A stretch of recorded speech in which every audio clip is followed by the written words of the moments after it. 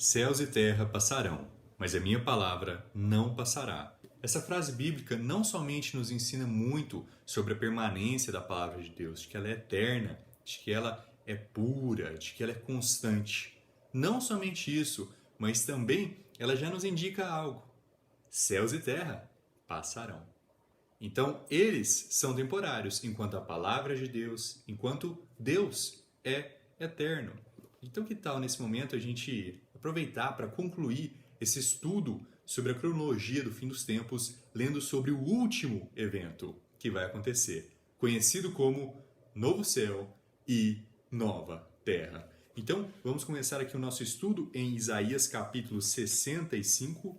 Isaías capítulo 65, um profeta maior do Antigo Testamento. Isaías capítulo 65. Vamos estudar quais são as diferenças do antigo céu, da antiga terra para o novo céu e para a nova terra. Isaías capítulo 65, onde a gente já vai ver uma menção dessa nova criação que Deus vai realizar. Isaías capítulo 65, versículo 17. Porquanto, eis que eu crio novos céus e uma nova terra, e a anterior não será lembrada e nem virá à mente. Porém, sejais felizes e regozijai-vos para sempre. Olha aqui, para sempre. Algo que é eterno, algo que não tem fim. Naquilo que eu crio, porquanto eis que eu crio para Jerusalém um júbilo e para o seu povo uma alegria. Olha que legal, Jerusalém é mencionada. Qual Jerusalém é essa? É a nova Jerusalém, a Jerusalém celestial, a Jerusalém do monte de Deus, que a gente vai poder aprender um pouco mais em futuros estudos. Aqui eu vou focar mais justamente no novo céu e na nova terra como um todo, um breve resumo do que vai estar acontecendo aqui. Então vamos continuar aqui no versículo 19. E eu regozijarei em Jerusalém e me alegrarei em meu povo, e a voz de choro não será mais nela ouvida, nem a voz de clamor. Ok? Então a gente vai ter aqui essa encerração na voz de choro, na voz de clamor. E olha que interessante, a gente viu que tinha uma terra antiga, um céu antigo, e haverá um novo. E esse novo ele vai ser eterno. Onde mais que eu vejo Deus fazendo uma nova criação? Essa criação ela é associada com algo eterno.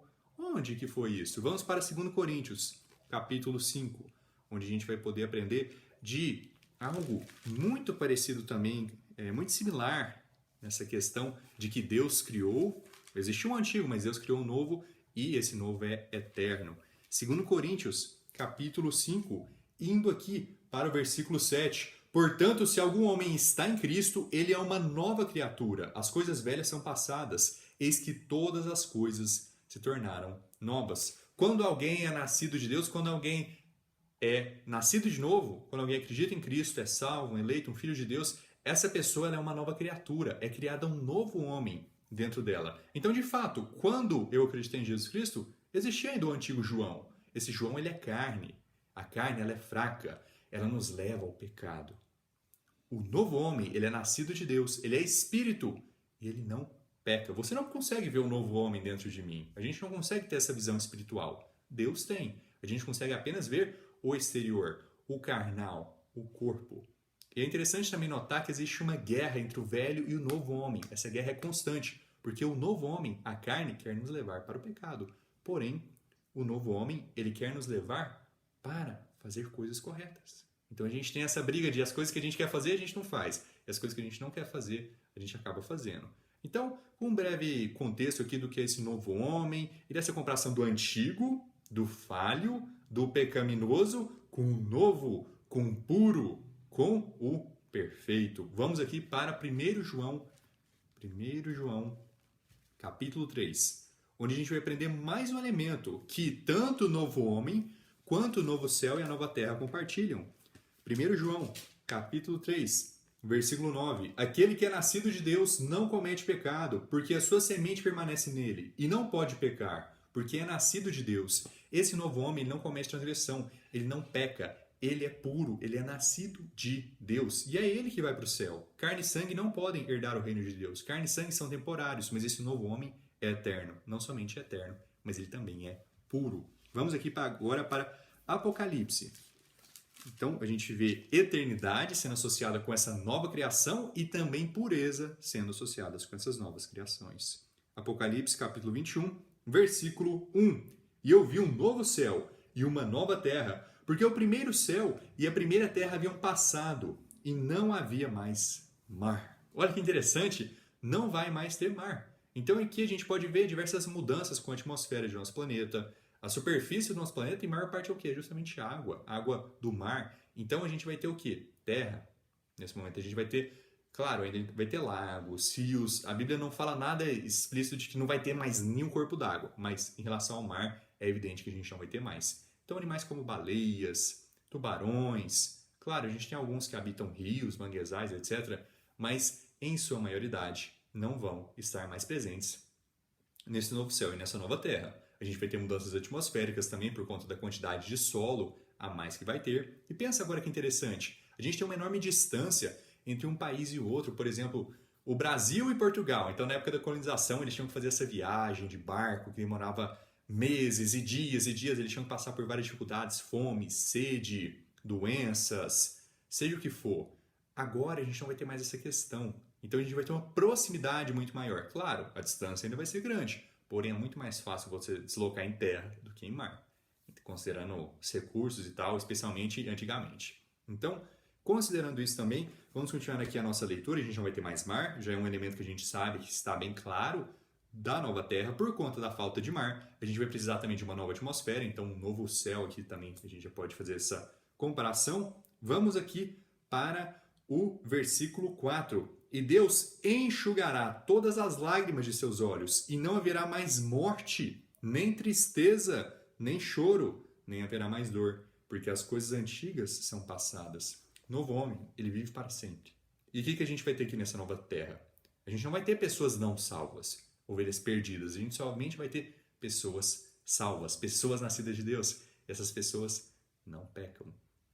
O inferno, hoje em dia, onde que ele é localizado? No centro da terra, nessa velha terra. Porém, isso vai ser diferente nessa nova terra. Vamos aqui para Apocalipse, capítulo 20, subindo aqui o capítulo, lendo um evento que acontece anteriormente ao novo céu e à nova terra, que é o grande julgamento do trono branco. Então vamos aqui para o versículo 14. E a morte e o inferno foram lançados no lago de fogo. Esta é a segunda morte. O lago de fogo é descrito na Bíblia como sendo a segunda morte. Porém, o inferno, a gente pode fazer essa associação de que é essa primeira morte. Então, a primeira morte é o inferno. É onde as pessoas que morrem sem Jesus Cristo, as pessoas que morrem sem terem aceitado Jesus Cristo como seu Salvador, vão. Porém, essas pessoas elas vão em corpo? Quando a pessoa vai para o inferno, o corpo dela some do caixão, some do lugar onde foi enterrado. Não, o corpo permanece aqui. O que vai é a alma, ok? Então, isso é um elemento aqui que a gente tem no nosso inferno. É a alma que vai. E vai para onde? Para baixo. O inferno é sempre associado à primeira morte como sendo para baixo. O abismo sem fundo, o poço sem fundo. Então, é constantemente referindo-se como profundidade, profundo, ok? E não é à toa que se a gente for para Mateus, capítulo 12, a gente vai ter uma descrição bem legal que Jesus Cristo faz sobre onde o inferno está. Então vamos aqui para Mateus, capítulo 12.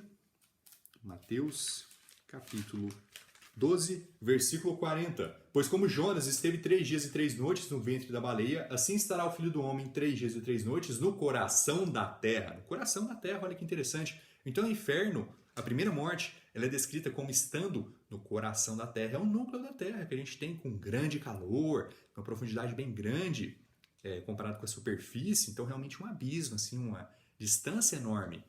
E olha que interessante, se a gente for ler sobre esse lago de fogo, ele é sempre comparado como trevas exteriores, um lugar onde haverá pranto e ranger de dentes. Então o inferno, ele é no fundo, ele é descendo. Agora, o lago de fogo, ele é externo, ele é afastado, ele não vai estar dentro da nova terra. Vamos também aqui para Mateus, capítulo 10. Mateus, capítulo 10, indo aqui para o versículo 28. E não temais os que matam o corpo, mas não podem matar a alma. Temei antes aquele que pode destruir tanto a alma como o corpo no inferno. E a Bíblia aqui a gente vê que em diversos momentos chama o lago de fogo de inferno. Por quê? Porque a sensação é basicamente a mesma. É como se você levasse um lixo da porta da sua casa para o lixão. Então, ok, o lixo foi jogado no lixão, mas o lugar mudou, né? Vamos supor, você pegou um pedacinho, comeu uma banana sobre uma casca de banana, você amarrou ela, tá no lixo. Ok, tá no inferno agora, tá próximo da sua casa. Aí chega um momento em que ele é levado lá pro lixão, bem longe da sua casa. Então, mudou de localização, mas o sentimento é o mesmo. Então, uma comparação aqui dá para entender que não vai ser um local de descanso o lago de fogo. Não vai ser como, deu uma pausa no inferno, as pessoas não vão sofrer mais. Não. A dor é eterna. A vergonha é eterna, assim também como é vida eterna. Para os salvos, uma alegria eterna. Para os não salvos, tormento eterno. Então, vamos continuar aqui a nossa leitura, indo para Isaías, capítulo 66. Quase terminando aqui o vídeo. Retornamos para Isaías, capítulo 66, indo aqui para Isaías 66, versículo 22. Porque como os novos céus e a nova terra, as quais eu farei, permanecerão perante mim, diz o Senhor, desta forma vossa semente e o vosso nome permanecerão. E acontecerá que, desde uma lua nova a outra, e desde um Shebeth ao outro, toda carne virá para adorar perante mim, diz o Senhor. E eles sairão e verão os cadáveres dos homens que têm transgredido contra mim, porque o verme deles não morrerá, nem o fogo que os queima será apagado, e eles serão uma repugnância para toda a carne. Não somente trevas exteriores, mas de certa forma também a gente ainda consegue ver o que está acontecendo, a gente ainda consegue ter essa noção do lugar onde que eles estão. Então o que eu imagino que isso seria? A gente não tem a Lua que fica próxima aqui do nosso planeta, a gente consegue visualizar ela com o olho nu. Então imagina se a gente tivesse uma espécie de outro planeta, um outro lugar próximo do planeta Terra, onde seria o Lago de Fogo. Está nas trevas exteriores, né? A gente pensa, poxa, essa grande escuridão que é o inferno. A Bíblia também diz que Deus estabeleceu a terra, escuridão que é o espaço, perdão. Deus estabeleceu a terra sobre o vazio, né? Então espaço, essa escuridão, a gente vê as estrelas nesse contraste aí, brilhando com a cores e brilhos bem fortes, com essa negridão que é o espaço. Então, trevas, a gente vê o espaço também exterior, então distante. Então imagina se fosse uma espécie de lua ou algo próximo do planeta Terra, mais próximo, às vezes mais afastado, mas enfim, que a gente ainda consiga ter um contato de saber, nossa, eles estão ali, os cadáveres estão ali, o fogo não se apaga e o verme não morre, ao mesmo tempo que não está nessa nova Terra, ok? Então são um pouco de teorias aí pra gente ir pensando. É claro que, por enquanto, a gente ainda vê como se fosse por um vidro fosco, né? A gente consegue ver perfeitamente esse evento no futuro, mas, sem dúvidas, a gente já pode ir pegando um pouco de migalhas sobre a descrição do que vai acontecer. Então, para a gente encerrar o vídeo de hoje, vamos retornar aqui para Apocalipse, capítulo 21. Apocalipse, capítulo 21, indo aqui para o versículo 2. E eu, João, vi a santa cidade, a Nova Jerusalém, descendo do céu, da parte de Deus, preparada como uma noiva adornada para o seu marido. E ouvi uma grande voz do céu dizendo: Eis que o tabernáculo de Deus está com os homens, e ele habitará com eles, e eles serão o seu povo, e o próprio Deus estará com eles, e será o seu Deus. Uma nova diferença aqui que a gente vê. Deus vai estar conosco. A Nova Jerusalém, que está localizada hoje em dia no céu, ela vai descer até nós. Então é nisso que eu vou encerrar esse vídeo. No próximo eu vou estar falando dessa Nova Jerusalém, dessa Jerusalém Celestial. Espero que todos tenham conseguido aprender. Muito obrigado a todos que assistiram. Que Deus abençoe vocês e até mais.